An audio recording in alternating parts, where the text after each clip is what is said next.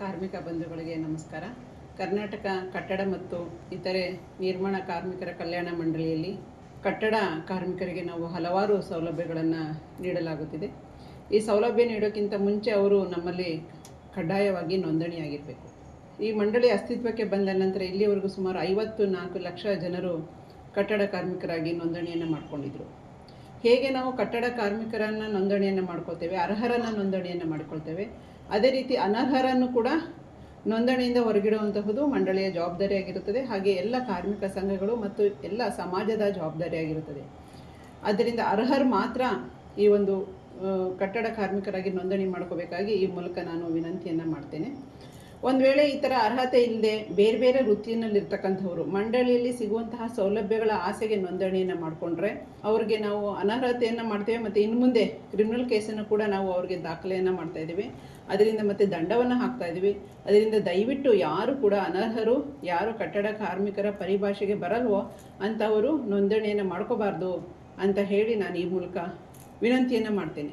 ಈಗ ಪ್ರಸ್ತುತ ಜಾರಿಯಲ್ಲಿರ್ತಕ್ಕಂತಹ ನೋಂದಣಿ ಮತ್ತು ನವೀಕರಣ ಮತ್ತು ಸೌಲಭ್ಯಗಳಿಗೆ ಅರ್ಜಿ ಸಲ್ಲಿಸುವ ಪ್ರಕ್ರಿಯೆಯಲ್ಲಿ ಹಲವಾರು ಅಡೆತಡೆಗಳು ಮತ್ತು ದೋಷಗಳನ್ನು ಕಂಡು ಬಂದಿದ್ದು, ಇದನ್ನು ನಿವಾರಣೆ ಮಾಡುವಂತಹ ದೃಷ್ಟಿಯಲ್ಲಿ ಮಾನ್ಯ ಸಚಿವರು ರಾಜ್ಯದಾದ್ಯಂತ ಭಾರತ ರತ್ನ ಡಾಕ್ಟರ್ ಬಿ.ಆರ್. ಅಂಬೇಡ್ಕರ್ ಸೇವಾ ಕೇಂದ್ರಗಳ ಸ್ಥಾಪನೆಗೆ ಕ್ರಮವನ್ನು ಕೈಗೊಂಡಿದ್ದಾರೆ.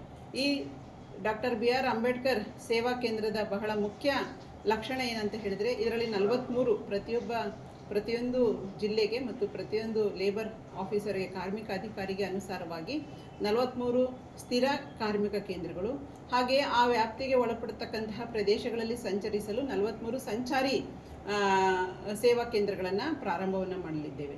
ಇದರಿಂದ ಕಾರ್ಮಿಕರಿಗೆ ನೋಂದಣಿ, ನವೀಕರಣ ಮತ್ತು ಸೌಲಭ್ಯಗಳ ಬಗ್ಗೆ ಅರಿವು ಮತ್ತು ಸೌಲಭ್ಯಗಳಿಗೆ ಅರ್ಜಿಯನ್ನು ಸಲ್ಲಿಸುವ ಪ್ರಕ್ರಿಯೆಯಲ್ಲಿ ನಾವು ಬಹಳ ಪಾರದರ್ಶಕತೆ ಮತ್ತು ಅಡೆತಡೆ ನಿವಾರಣೆಗೆ ಅನುಕೂಲ ಆಗುತ್ತದೆ. ಅದರಿಂದ ಎಲ್ಲ ಕಾರ್ಮಿಕರಿಗೆ ನಾನು ಮನವಿ ಮಾಡುವುದೇನೆಂದರೆ, ಈ ಒಂದು ಅಂಬೇಡ್ಕರ್ ಸೇವಾ ಕೇಂದ್ರ ಜಾರಿ ಬಂದ ನಂತರ ಇದರ ಸದುಪಯೋಗವನ್ನು ತಾವು ಎಲ್ಲ ಪಡಿಸ್ಕೋಬೇಕು.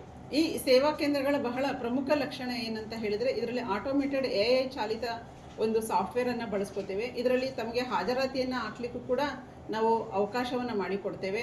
ಒಂದು ವೇಳೆ AI ಚಾಲಿತ ಸಾಫ್ಟ್ವೇರಲ್ಲಿ ಹಾಜರಾತಿ ಹಾಕಲಿಲ್ಲ ಅಂತ ಹೇಳಿದ್ರು ಕೂಡ ತಮಗೆ ಮ್ಯಾನ್ಯುವಲ್ ಬುಕ್ಕನ್ನು ಕೊಡ್ತೇವೆ. ಅದರಲ್ಲಿ ತಾವು 90 ದಿನಗಳ ಕೆಲಸ ಮಾಡಿರುವ ವಿವರವನ್ನು ದಾಖಲು ಮಾಡ್ಬೋದು.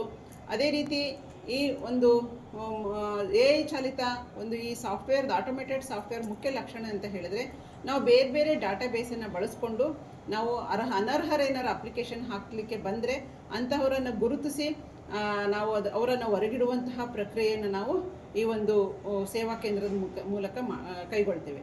ಅದರಿಂದ ನಾನು ಎಲ್ಲ ಕಾರ್ಮಿಕರಲ್ಲಿ ವಿನಂತಿ ಮಾಡುವುದೇನೆಂದರೆ, ಅರ್ಹ ಕಾರ್ಮಿಕರು ಈ ಒಂದು ಸೇವಾ ಕೇಂದ್ರದ ಸೌಲಭ್ಯವನ್ನು ಮುಂದೆ ಸದುಪಯೋಗ ಪಡಿಸಿಕೊಳ್ಳಿ ಅಂತ ಈ ಮೂಲಕ ತಮ್ಮೆಲ್ಲರಲ್ಲಿ ಕೋರುತ್ತೇನೆ.